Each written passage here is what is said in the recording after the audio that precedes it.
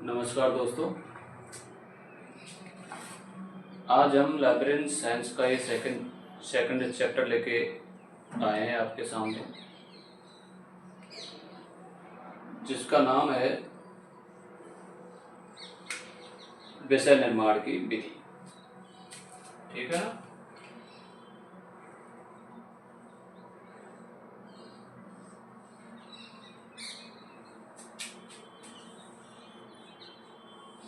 विषय निर्माण की विधि। देखो कि विषय का निर्माण कैसे किया जाता है।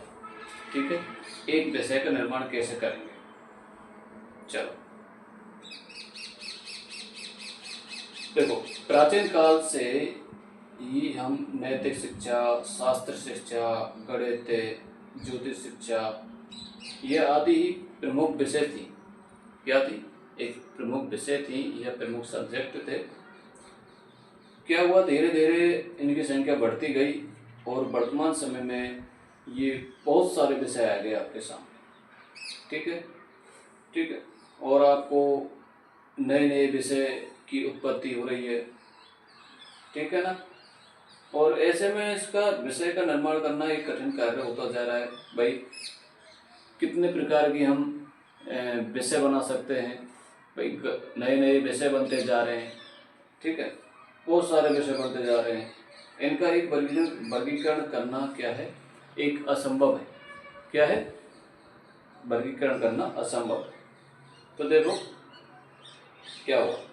सर्वप्रथम हमारे जो डॉक्टर रंगनाथन थे, वो 1950 में इन्होंने क्या किया कि विषय निर्माण की 4 पद्धतियां दी इन्होंने। 1950 में डॉक्टर रंगनाथन की यदि मैं बात कर लेता हूँ, इन्होंने क्या किया भाई साहब, इन्होंने विषय निर्माण की कितनी विषय निर्माण की कितनी विधियाँ थी? 4 विधियाँ थी। ठीक है। और 4 विधियाँ कौन कौन सी थी? देखो, पहली विधि थी इसकी शिथिल समुच्चय। कौन सी? शिथिल समुच्चय। दूसरी विधि है भाई साहब पटलीकरण।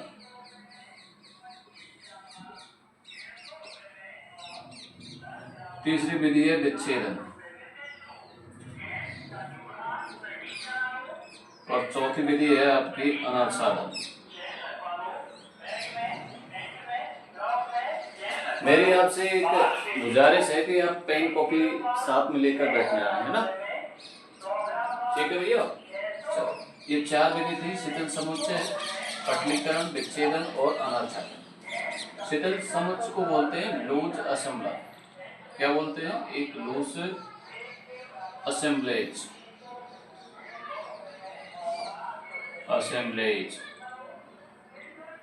ठीक है, लूज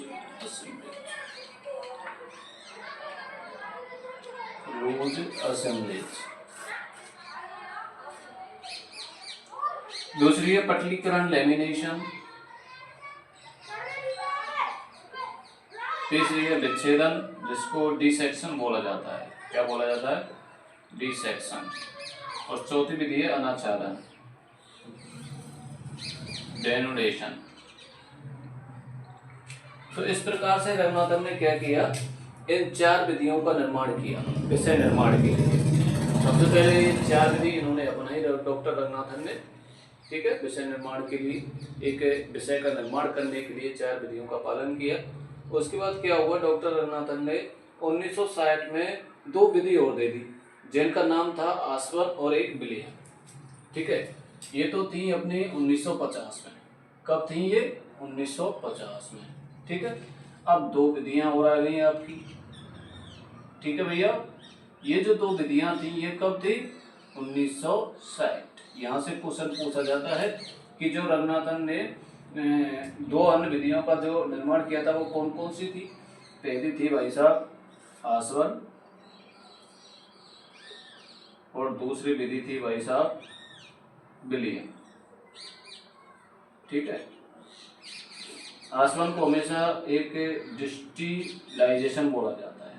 क्या बोला जाता है? डिस्टिलेशन। ठीक है। और विलयन को बोला जाता है एक तरह से फ्यूजन, है ना, फ्यूजन। विलयन को हमेशा फ्यूज बोलते हैं, फ्यूज विलयन। तो इस प्रकार से 1960 में क्या किया, रंगनाथन ने 2 विधियों का निर्माण और किया। तो इस प्रकार से जो आपकी विधि हुई वो कितनी हो गई, टोटल 6 विधियां हुई। 1950 में यहाँ से क्वेश्चन बनता है कि 1950 में कितनी विधियों का निर्माण किया गया था डॉक्टर रंगनाथन के द्वारा, 4 विधियों का। फिर 1960 में कितनी विधियों का निर्माण किया गया था, 2 विधियों का। कौन कौन सी का, एक आसवन है, विलयन। अच्छा, ऐसा क्वेश्चन आ जाता है कि डॉक्टर रंगनाथन ने विषय निर्माण की जो विधि दी है 1950 में वो कौन सी है या नहीं है। 1960 में किस विधि, विषय निर्माण की किस विधि का निर्माण किया रंगनाथन ने। तो यहाँ से ऐसे क्वेश्चन, कई सारे क्वेश्चन बनते हैं। वैसे आपको ये जरूर याद रखना है कि ये विषय निर्माण की विधि है या नहीं है। तो विषय निर्माण की जो विधियां हैं कौन कौन सी हैं, एक शिथिल समुच्चय है, एक पटलीकरण है, विच्छेदन है, अनाच्छादन है, और एक है आसवन और एक विलयन। ये आपको जरूर याद रखना है, ठीक है। चलो, अब यहाँ से क्या किया, 3 विद्वान और हुए भाई साहब। एक तो मेघनंद था, एक गोपीनाथ था और एक सीतारमा महोदय थे। इन्होंने कुछ संशोधन किए भैया विषय निर्माण की विधियों में। क्या संशोधन किया कि इन्होंने 1973 में विषय निर्माण विधि को पुनर्गठित किया गया। कैसे कि इन आधार पर विषय निर्माण की पद्धतियों को इस प्रकार प्रस्तुत किया गया था। अब देखो, यहाँ से क्वेश्चन जो बनता है वो ये बनता है कि शिथिल समुच्चय है क्या है। सबसे पहले शिथिल समुच्चय है क्या है, तो देखो लूज असंभव है क्या, शब्द से ही पता चल रहा है। शिथिल समुच्चय मतलब एक प्रकार से शिथिल होना, ठीक है, लूजपन होना थोड़ा, ठीक है। तो इसमें क्या होता है कि 2 या 2 से अधिक विषय होंगे या एकल होंगे, इनके संबंधों का जो अध्ययन किया जाता है, इसमें 2 या 2 से अधिक विषयों का या एकलों का अध्ययन किया जाता है, जिसके फलस्वरूप क्या होता है, एक नवीन जटिल विषय का निर्माण होता है। अच्छा, जटिल विषय को क्या बोला जाता है, कॉम्प्लेक्स सब्जेक्ट बोला जाता है या फिर बताओ, ठीक है। तो यहाँ से क्वेश्चन बनता है। तो शिथिल समुच्चय क्या है भैया, शिथिल समुच्चय हमेशा 2 या 2 से अधिक विषयों के संबंधों का अध्ययन किया जाता है। इसमें 2 या 2 से अधिक विषय होंगे, ठीक है। उसके बाद क्या होता है, शिथिल समुच्चय के प्रकार हैं। अब शिथिल समुच्चय के प्रकार कौन कौन से हो सकते हैं। अच्छा, यहाँ से शिथिल समुच्चय के प्रकार कौन कौन से हो सकते हैं, ये शिथिल समुच्चय भैया, इसके प्रकार उनकी बात करें तो 3 प्रकार है, याद रख लेना। कौन कौन से प्रकार हैं इसके। पहला है भैया अंतर विषय, ठीक है, अंतर विषय संबंध। दूसरा इसका जो प्रकार होगा वो कौन सा होगा, अंतरदशा पक्ष। कौन सा, अंतरदशा पक्ष। और तीसरा कौन सा होगा भाई साहब, तीसरा जो संबंध होगा इसका वो कौन सा होगा, अंतर पंक्ति दशा संबंध। अंतर पंक्ति दशा संबंध।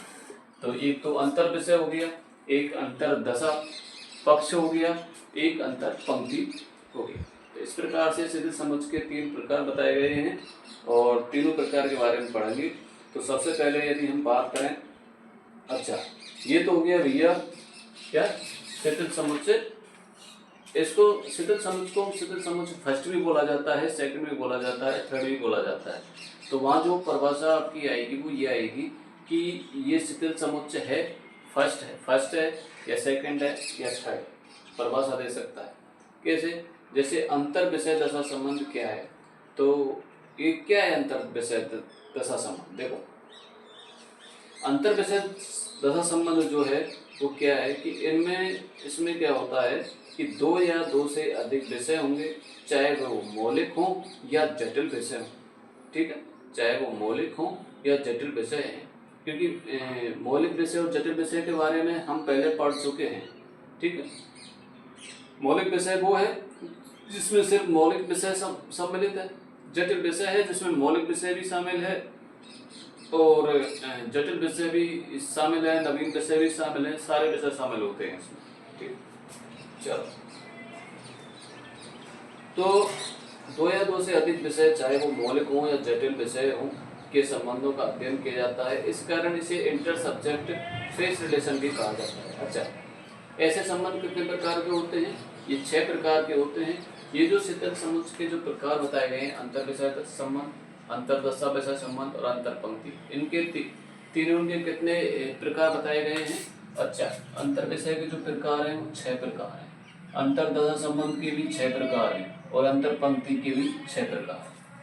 ठीक है, शीतल समुच्चय वैसे 3 प्रकार का है, लेकिन उनमें भी अंतर जो विषय संबंध है, जो शीतल समुच्चय फर्स्ट है वो भी 6 प्रकार का है, शीतल समुच्चय सेकंड वो भी 6 प्रकार का है, और शीतल समुच्चय थर्ड वो भी 6 प्रकार का है। ठीक है, चलो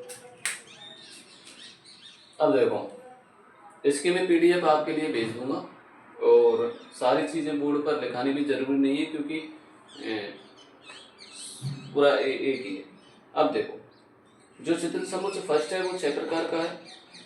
अब 6 प्रकार का देखो, एक का मैं लिखा देता हूँ, बाद में इस सारे तीनों के ही समान। अंतर विषय संबंध के जो प्रकार हैं वो 6 प्रकार हैं, जिसमें पहला है सामान्य संबंध। कौन सा है? यहाँ से क्वेश्चन आ जाता है, सामान्य संबंध। दूसरा कौन सा है भाई साहब? जोगात्मक संबंध। कौन सा है? जोगात्मक संबंध है। तीसरा कौन सा है? तीसरा है एक तुलनात्मक संबंध। कौन सा? तुलनात्मक संबंध। और चौथा है विभेदात्मक संबंध, विभेदात्मक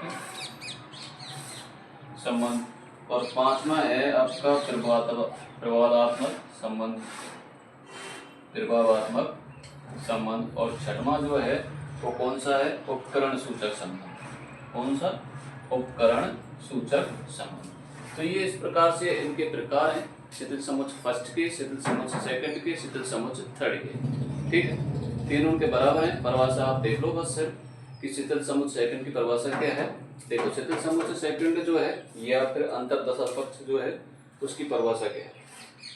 इसमें क्या होता है, इसकी जो परिभाषा वो है वो ये है कि एक ही विषयों के 2 या 2 से अधिक पक्ष, मतलब एक ही विषय होगा, उसके 2 या 2 से अधिक पक्ष होंगे, उनके बीच जो संबंधों का अध्ययन किया जाता है वही क्या होता है? एक अंतरदशा पक्ष संबंध होता है।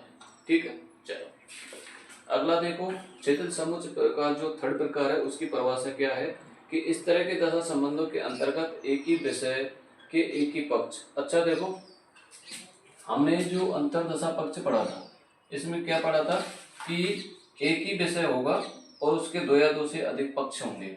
यहाँ देख लेना, इसका एक ही विषय होगा, यहाँ पर एक ही विषय है। क्या है? यहाँ एक ही विषय है और इसके 2 या 2 से अधिक क्या है? पक्ष हैं। पक्षों के बीच संबंध होगा। जबकि जो अंतर पंक्ति जो है, अंतर पंक्ति, इसमें क्या होगा? इसमें भी एक ही पक्ष होगा, इसमें भी एक ही, इसमें क्या होगा? इसमें भी एक ही विषय, इसमें भी एक ही विषय होगा, लेकिन इस विषय के एक ही, इसमें एक ही पक्ष होगा, एक ही पक्ष होगा। ठीक है, 2 या 2 से अधिक के बीच संबंधों का अध्ययन किया जाता है, उसे हम शीतल समुच्चय थर्ड बोलते हैं। अच्छा, ध्यान रखना है इनमें अंतर क्या है कि अंतर विषय में क्या होता है, इसमें 2 या 2 से अधिक विषय होंगे, इसमें एक ही विषय होगा लेकिन उसके 2 या 2 से अधिक पक्ष होंगे। इसमें भी एक ही विषय होगा लेकिन इसका एक ही पक्ष होगा और एक ही क्या बोलते हैं उसको, एक ही पक्ष होगा, और 2 या 2 से अधिक इक्कलों के बीच संबंधों का अध्ययन किया जाता है। ठीक है, ध्यान रखना है। तीनों में अंतर पता चल गया, अंतर विषय क्या है, अंतर दशा संबंध पर क्या है और अंतर पंक्ति क्या है, तीनों में अंतर पता चल गया। ठीक है, चलो तीनों के ये 6 प्रकार हैं, याद रख लेना। अगला देखो, पटलीकरण। कि पटलीकरण किसको बोला जाता है? एक लेमिनेशन। पटलीकरण का मतलब होता है परत दर परत। क्या होता है? परत दर परत, मतलब एक परत के ऊपर दूसरी परत का आना। ठीक है, चलो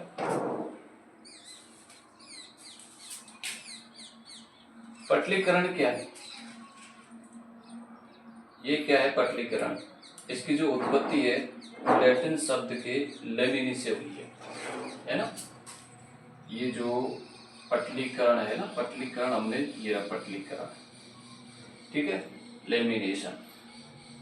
ठीक है, तो इसकी जो उत्पत्ति हुई है वो लैटिन शब्द के लेमिनी से हुई है, ध्यान रखना। यहाँ से इसको ध्यान रखना है, बहुत अच्छी तरह से याद रखना है। लेमिनी मीनिंग याद रख लेना ढंग से, क्योंकि वहाँ मीनिंग में फर्क पड़ जाता है। पेपर में जब पेपर आता है आपका तो वहाँ मीनिंग में फर्क पड़ जाता है कि लेमिनी है या लिमिनी है या फिर और कुछ है, ठीक है। तो ये होता है पटलीकरण। तो ये किसका है? लैटिन शब्द का है, लेमिनी, ठीक है। लैटिन भाषा का शब्द है जिसका अर्थ होता है परतों में बांटने योग्य सतह, ठीक है। परतों में के अनुसार विषय निर्माण की इस पद्धति में एक या अधिक एकल पक्ष या मुख्य वर्ग, अच्छा मुख्य वर्ग क्या होता है? एक वर्गीकरण में, एक बुक में क्या होता है? एक वर्ग होता है को दूसरे एकल पक्ष या मुख्य वर्ग पर परत चढ़ाकर नए मिश्रित विषय का निर्माण किया जाता है। किसका? मिश्रित विषय का निर्माण किया जाता है। और ये विधि शिथिल समझ से इसे मायने में भिन्न है, इसे आवश्यकता पड़ने पर अलग किया जा सकता है। इस प्रक्रिया को दो भागों में बांटा जाता है, ठीक है। पटलीकरण की जो प्रक्रिया होती है इसको भी दो भागों में बांटा जाता है, पटलीकरण फर्स्ट और पटलीकरण सेकंड। अच्छा, यहाँ से भी परिभाषा आ जाती है कि पटलीकरण फर्स्ट क्या होता है और पटलीकरण सेकंड क्या होता है ना। चलो साहब, ये पटलीकरण फर्स्ट है और एक सेकंड है। अच्छा, फर्स्ट की परिभाषा क्या है और सेकंड की परिभाषा क्या है? यहाँ ये आ जाता है कभी कभी। देखो, पटलीकरण जो फर्स्ट है वो क्या है? इसमें विषय निर्माण पद्धति में इसमें एक या अधिक एकल, समझो, एक या अधिक एकल, ठीक है। क्या है? एक या अधिक एकल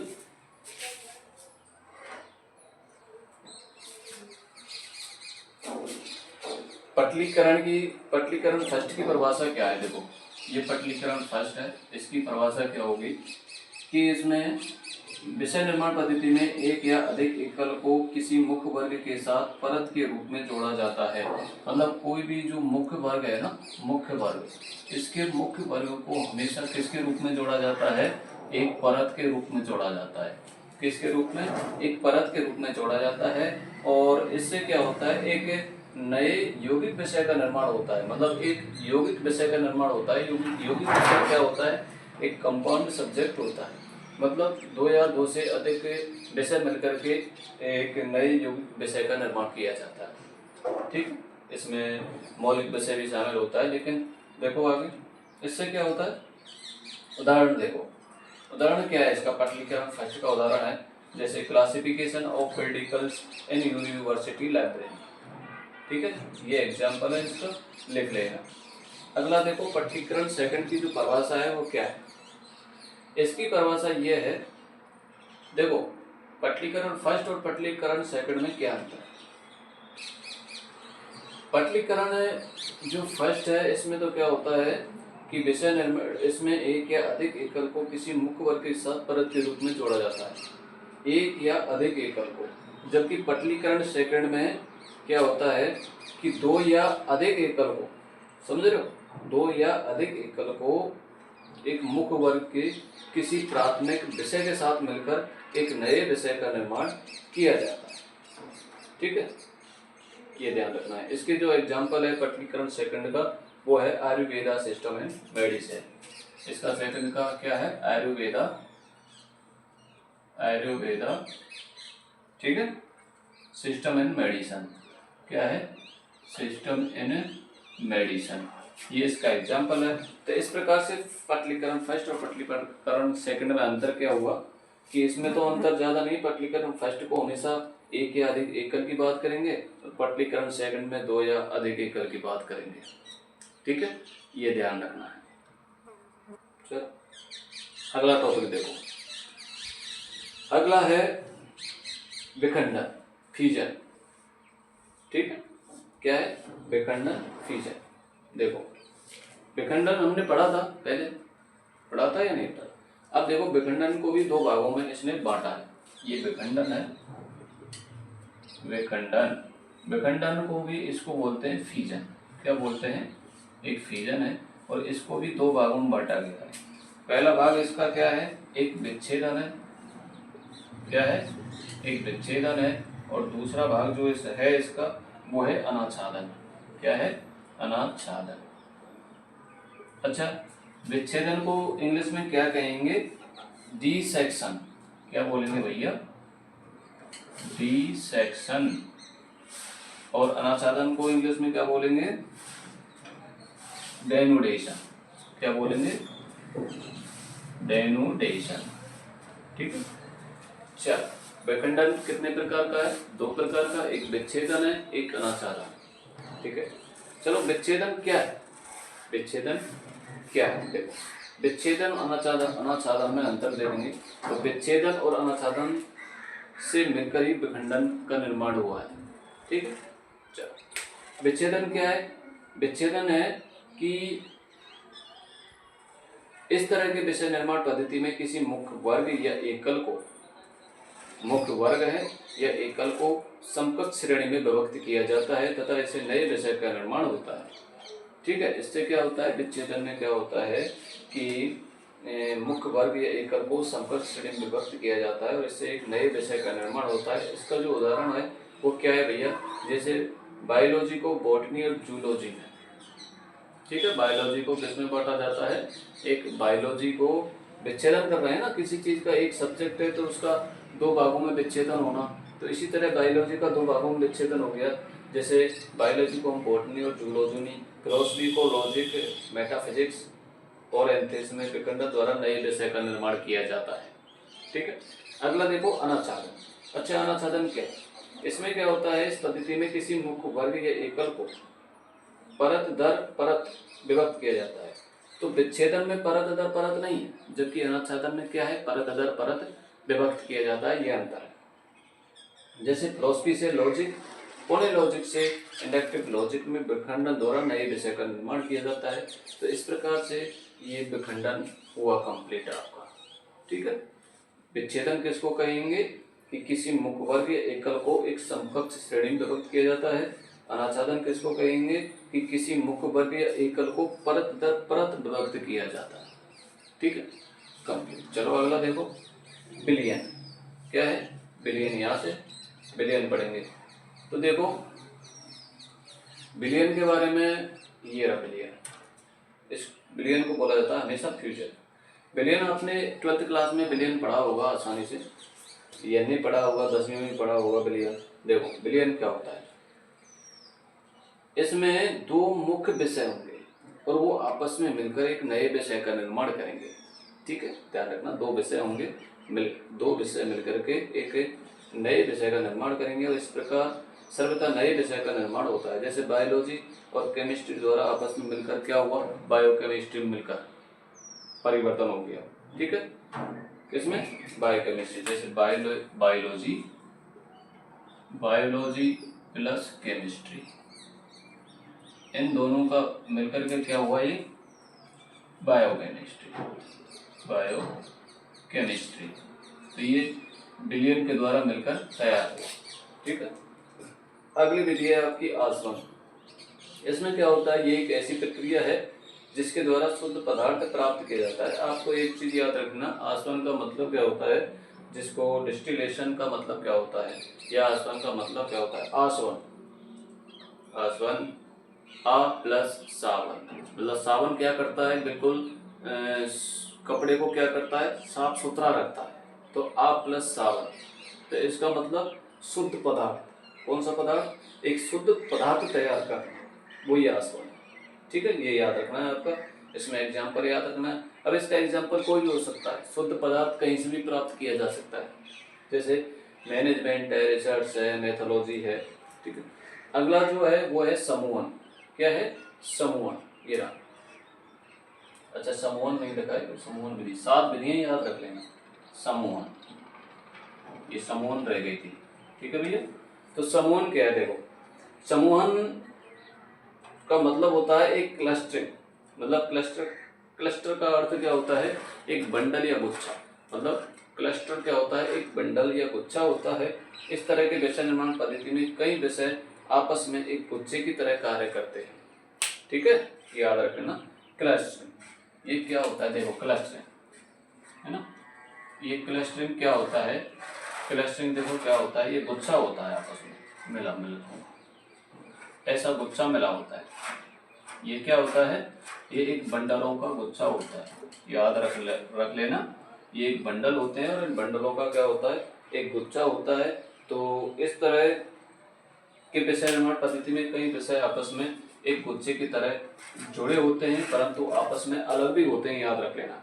ये जो गुच्छे हैं ना, ये गुच्छे बंडलों के जो गुच्छे हैं, ये क्या होते हैं, अलग भी होते हैं आपस में, याद रख लेना।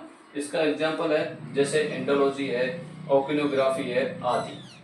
लास्ट की जो विधि है आपकी वो कौन सी है, वो है समचयन विधि। कौन सी, समचयन, जिसको एग्लोमेरेशन बोलते हैं। तो इस तरह के विषय निर्माण पद्धति में कई मुख्य विषय आपस में मिलकर एक वृत्त स्वरूप वाले विषय का निर्माण करते हैं।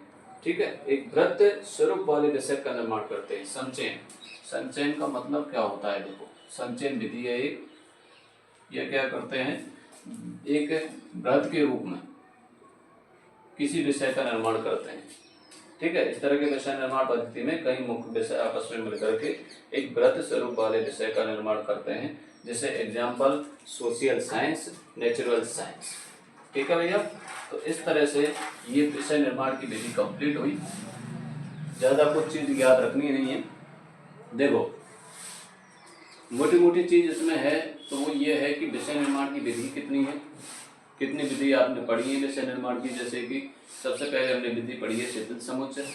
फिर शिथिल समुच्चय के 3 भाग होते हैं, शिथिल समुच्चय फर्स्ट, शिथिल समुच्चय सेकंड और शिथिल समुच्चय थर्ड। उनके भी 6 भाग होते हैं, याद रख लेना। पटलीकरण, पटलीकरण फर्स्ट और पटलीकरण सेकंड पढ़ा हमने। ठीक है, फिर हमने विच्छेदन पढ़ा, फिर हमने अनाच्छादन पढ़ा, आस्वन भी पढ़ा, विलयन भी पढ़ा और समूहन भी पढ़ा और संचयन भी पढ़ा। तो ये इस प्रकार से 8 विधि थी, कंप्लीट हुई आपकी। और पेन कॉपी साथ में लेकर बैठना है और इनको इस तरह से मैं आपको एक PDF भी इसकी भेज दूंगा इस चैप्टर की। ठीक है भैया, तो इस तरह से चैप्टरों को ध्यान से कवर कीजिए और ध्यान से पढ़िए। मेरे कहने का मतलब ये है कि आप मैं यहाँ पढ़ा रहा हूँ, इस वीडियो को देख करके आप पेन कॉपी साथ में लेकर के बैठना है। फिर इस वीडियो को फिर दोबारा आपको देखना है, उसमें से नोट्स लिखते जाना है। मैंने हर एक की परिभाषा भी बताई गई है। ठीक है भैया,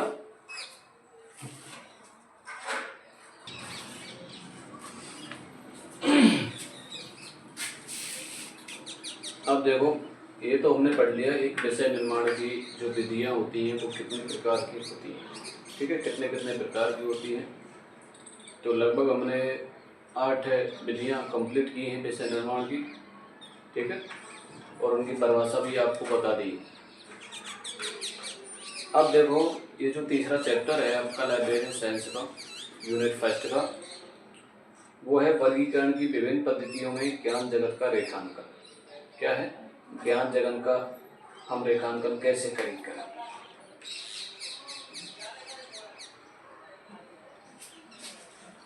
ये ज्ञान जगत है, ठीक है, और इसको वर्गीकरण में कैसे स्थापित करेंगे।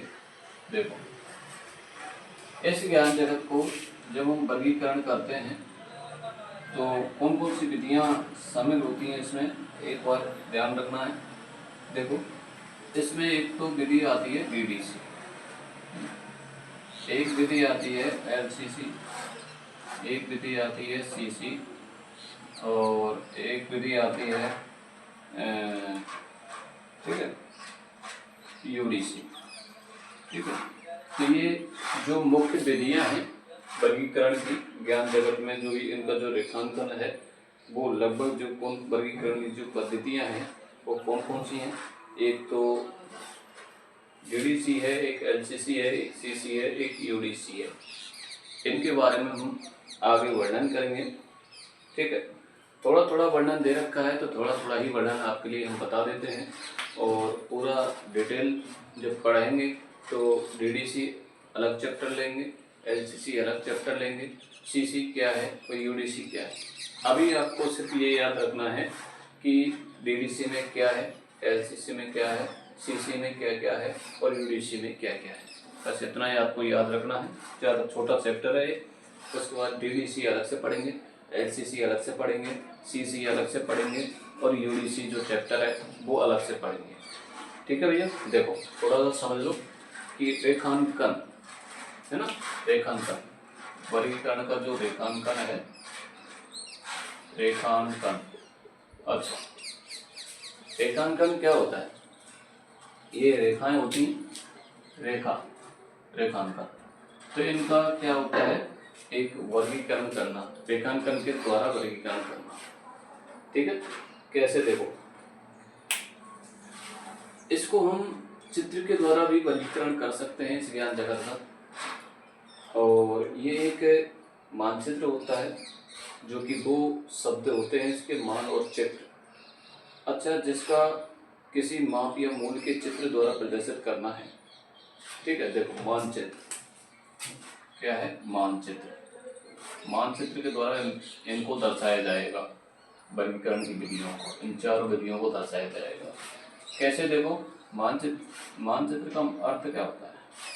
मान प्लस चित्र है ना, चित्रों के द्वारा। इसका अर्थ होता है कि एक माप या मूल, क्या होता है? माप या मूल को चित्र द्वारा प्रदर्शित करना। कोई भी माप है, कोई भी मूल्य है, उसको एक चित्र के रूप में दर्शाना। ठीक है, चलो कैसे दर्शाएंगे? देखो,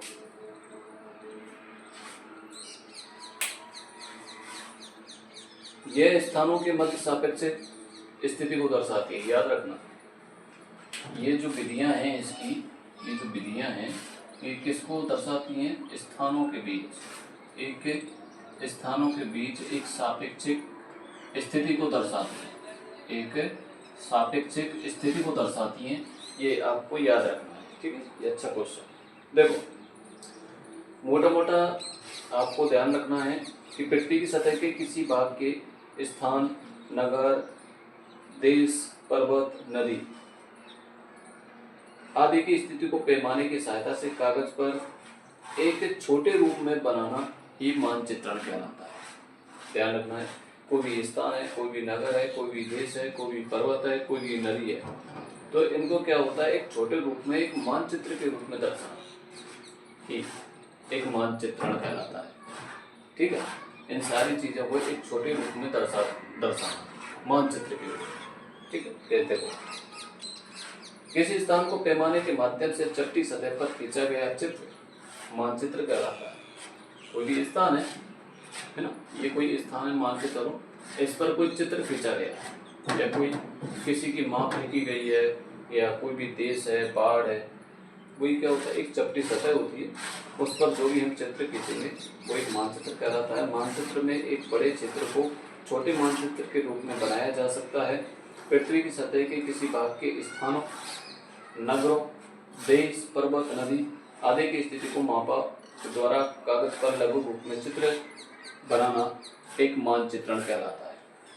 ठीक है, मतलब मानचित्र का मतलब क्या होता है? एक छोटे रूप में सारी चीजों को दर्शाना, जहाँ जहाँ होके वो आ रही है।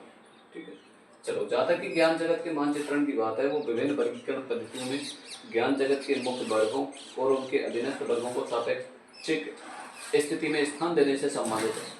विभिन्न वर्गीकरण पद्धतियों में ज्ञान जगत के विषयों को किसी खास क्रम में स्थान दिया गया है और इसके लिए द्विविभाजन, 10 विभाजन तथा बहुविभाजन पद्धतियों में किसी एक का उपयोग किया गया। आगे हम लोग प्रमुख वर्गीकरण पद्धतियाँ जैसे DDC है, UDC है, LCC है और CC है, इनको ज्ञान जगत के विषयों का मुख्य वर्गों और उसके अधीनस्थ वर्गों के मानचित्रण के रूप में दर्शाएंगे।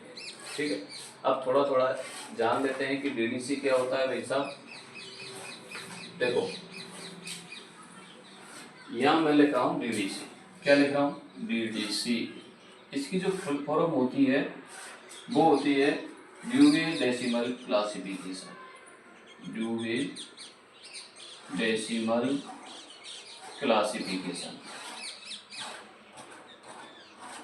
ठीक है, क्या होती है? Dewey decimal classification. अच्छा देखो, पुस्तकालय वर्गीकरण पद्धति है जिसका विकास मेलविल डेवी के द्वारा किया गया था। किसके द्वारा? मेलविल डेवी के द्वारा किया गया था। ठीक है, यह वर्गीकरण जो पद्धति है ये टी हैरिस के वर्गीकरण पद्धति पर आधारित है। किसकी? T Harris. एक टी हैरिस थे इसके आधार पर ये एक वर्गीकरण पद्धति पर आधारित है। हैरिस की वर्गीकरण पद्धति फ्रांसिस बेकन के वर्गीकरण के दर्शन पर आधारित है। ये जो हैरिस की वर्गीकरण पद्धति है ये किस पर आधारित है? एक बेकन पर आधारित है। ठीक है, जिसे 1870 में प्रतिपादित किया। इस बेकन को कब प्रतिपादित किया भाई साहब? 1870 में इसको प्रतिपादित किया गया था। आगे देखो,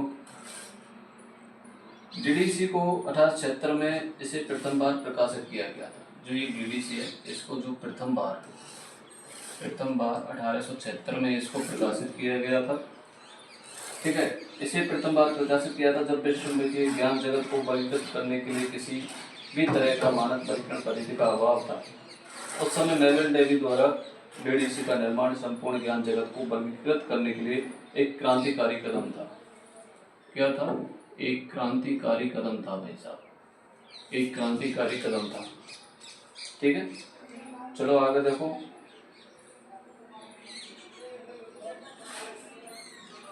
और उन्हें आधुनिक पुस्तकालय वर्गीकरण का पिता भी कहा जाता है। इस मेलविल डेवी को क्या कहा जाता है? आधुनिक पुस्तकालय का क्या कहा जाता है? पिता।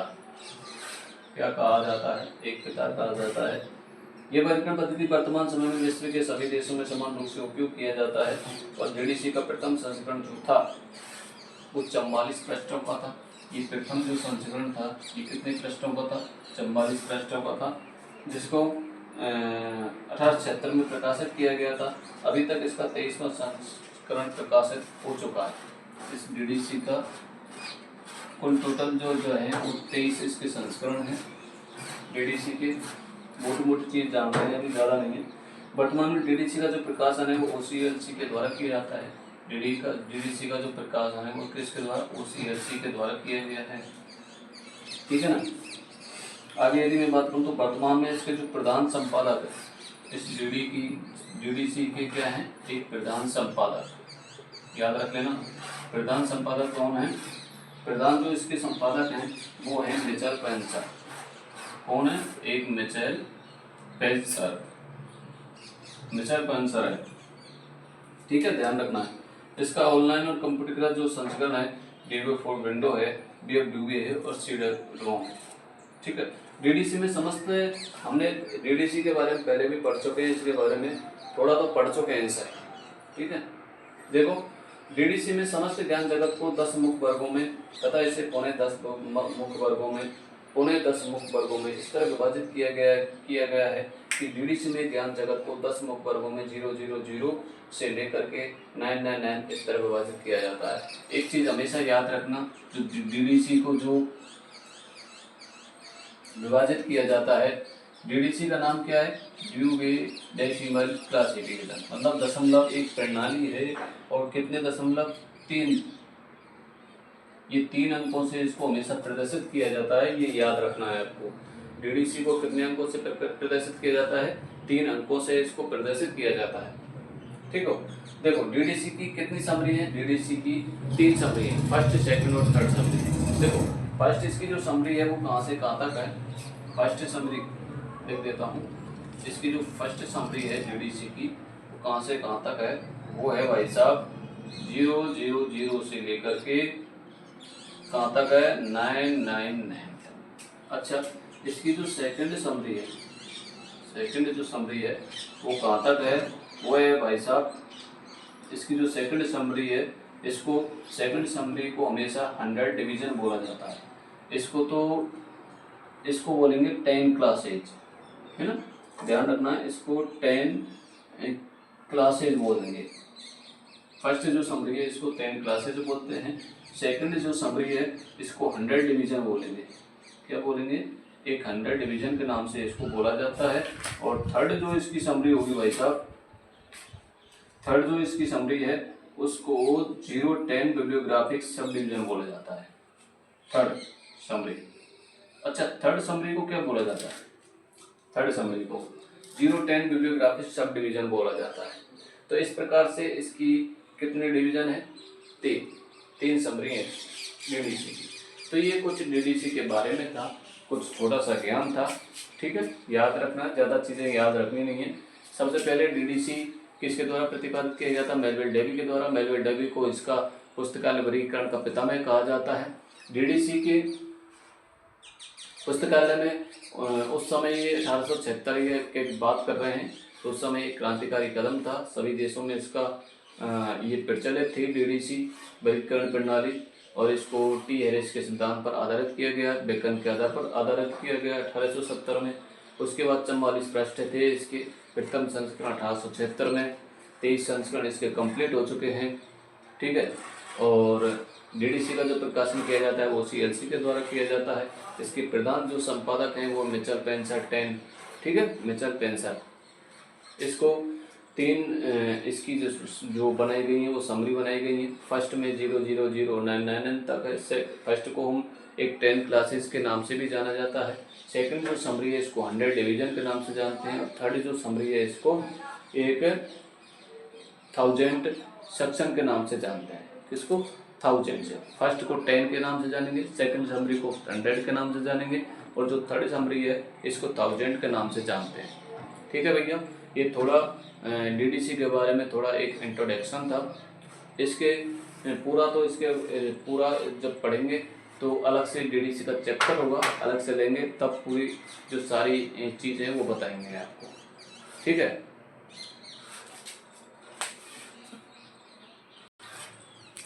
तो देखो ये तो हुआ डीडीसी के बारे में, है ना, थोड़ा इंट्रोडक्शन हमने आपको बताया।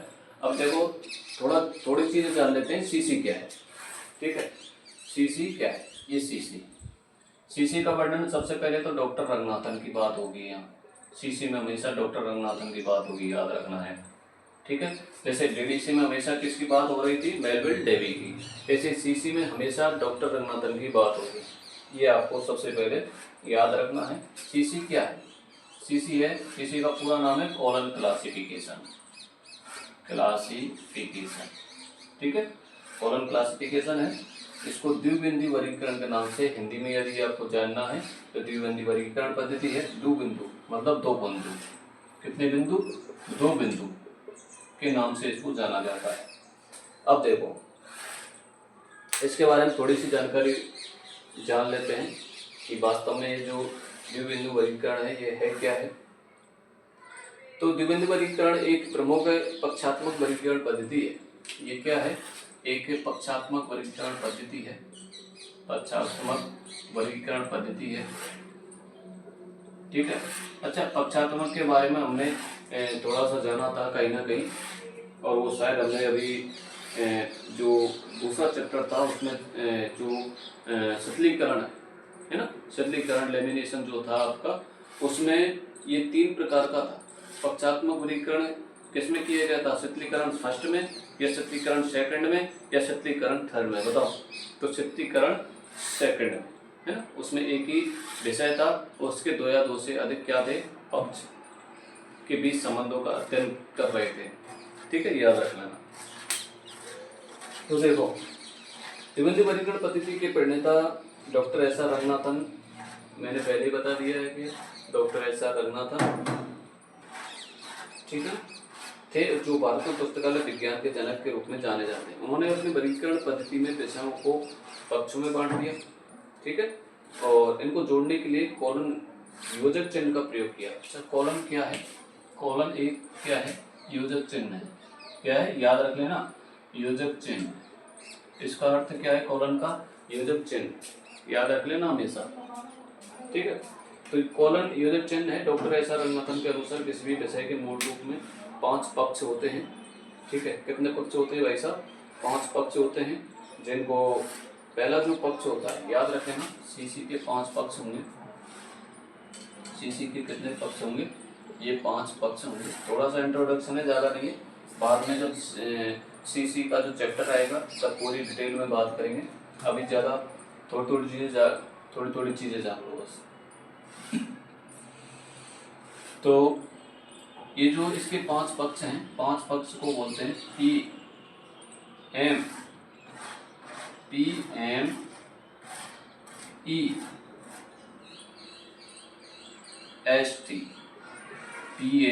PMEST, याद रख लेना। इसके जो 5 पक्ष हैं कौन कौन से हैं आपको तो इतना याद रखना। एक तो PM है भैया, और एक ईस्ट है, ईस्ट, ठीक है, ऐसे याद रख लेना। तो ये आपको वैसे तो इनका जो काम है वो और पड़ेगा, तो आपको ये वैसे ही याद रह जाएंगे, पर फिर भी आप याद रख लेना, एग्जाम के टाइम पर आपको याद नहीं रहते, ठीक है। तो सीसी के जो 5 पक्ष हैं कौन कौन से हैं? पीएम ईस्ट है, पीएम ईस्ट, ईस्ट है, ठीक है। चलो, पीएम, पी का मतलब है व्यक्तिगत, पर्सनैलिटी। एम का मतलब है एक तत्व, मैटर, ठीक है। एनर्जी का मतलब होता है ऊर्जा, स्थान का मतलब होता है स्पेस, और काल का मतलब होता है टाइम। आधार पर एक चित्रांकित किया गया है इनको, जो कि पंचतत्व हिंदू दर्शन पर आधारित है। किसके आधार पर है? एक पंचतत्व, पंचतत्व हिंदू दर्शन पर, ये हिंदू दर्शन पर आधारित है, ठीक है। चलो,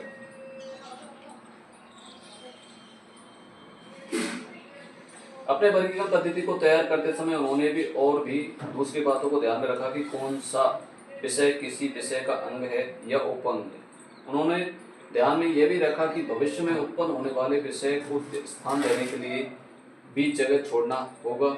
इस तरह से अनेक अन्य बातों का ध्यान में रखकर डॉक्टर एस आर रंगनाथन ने अपने वर्गीकरण पद्धति का विकास किया, ठीक है। ध्यान रखना, एक थोड़ा पैराग्राफ है, इस पैराग्राफ को आपको जब सीसी में सीसी चैप्टर करेंगे तब आपको बता दिया जाएगा पूरा, ठीक है। थोड़ा फिलहाल आप ये देखो, अगला देखो, सीसी को भी कई डिवीजन में बांटा गया है, ठीक है। सीसी को भी सीसी के ज़्यादा डिवीजन तो है नहीं है, जैसे डीडीसी के 3 डिवीजन थे आपके, 10 था, 100 था, 1000 था। तो सीसी में कहीं भी किसी भी गणितीय विधि का उपयोग नहीं किया जाएगा, याद रख लेना है। सीसी में किसी भी अंक का प्रयोग नहीं किया जाएगा, अंक प्रयोग नहीं किया जाएगा, याद रख लेना। हमेशा या तो अल्फाबेटिकल शब्द मतलब ABCD का प्रयोग किया जाएगा, या फिर योजक चिन्हों का प्रयोग किया जाएगा, योजक चिन्हों का प्रयोग किया जाएगा, ठीक है। और किसी का प्रयोग नहीं किया जाएगा सीसी में, ये एक ध्यान रखने वाली बात होगी, ठीक है। चलो, सारी चीज़ें हम वहाँ जानेंगे, यहाँ तो थोड़ा थोड़ा पढ़ लेता है। अच्छा, यहाँ एक चीज़ और याद रख लेना है, सीसी को ABCD के आधार पर कितने भागों में बांटा गया है? तो लगभग 3 भागों में, ठीक है। कैसे देखो, इस सीसी को 3 भागों में बांटा गया, कितने भागों में? 3 भागों में, बस 3 भागों में ही बांटा गया है, तो ज़्यादा में नहीं बांटा गया है। कैसे देखो कि जो अपनी ABCD है, A से लेकर के M तक, इस A से M तक को हम कहेंगे साइंस, क्या कहेंगे? साइंस के नाम से जानते हैं। और N से S को हम किसके नाम से जानेंगे भाई साहब? ह्यूमैनिटीज के नाम से। किसके नाम से? ह्यूमैनिटीज के नाम से जानेंगे। और T से Z को हमेशा सोशल साइंस के नाम से जानेंगे। T से Z को हमेशा एक सोशल साइंस के नाम से जानेंगे। तो सीसी को 3 भागों में कैसे बांटा गया है कि A से M तक को हमेशा साइंस की जितनी भी सब्जेक्ट आएंगी आपकी वो आएंगी। N से S तक को ह्यूमैनिटीज की जितनी भी सब्जेक्ट आएंगी। उसके बाद T से Z सोशल साइंस की जितनी भी सब्जेक्ट आएंगी वो T से Z के बीच में आएंगी, ठीक है। अच्छा, इसको याद कैसे रखा जाएगा कि जो इसके 3 भाग बांटे गए हैं सीसी के, इसको याद कैसे रखेंगे? जैसे देखो, इसको ऐसे याद रख लेना, A से M को हमेशा अमन और मीरा याद रख सकते हैं, ठीक है। N और S को हमेशा नीरू सीता याद रख सकते हैं, और T से Z को हमेशा एक तिमन Z याद रख सकते हैं। तो इस प्रकार से इसको 3 भागों में बांटा गया है। तो ये मैंने कुछ सीसी के बारे में आपको बताया, ठीक है।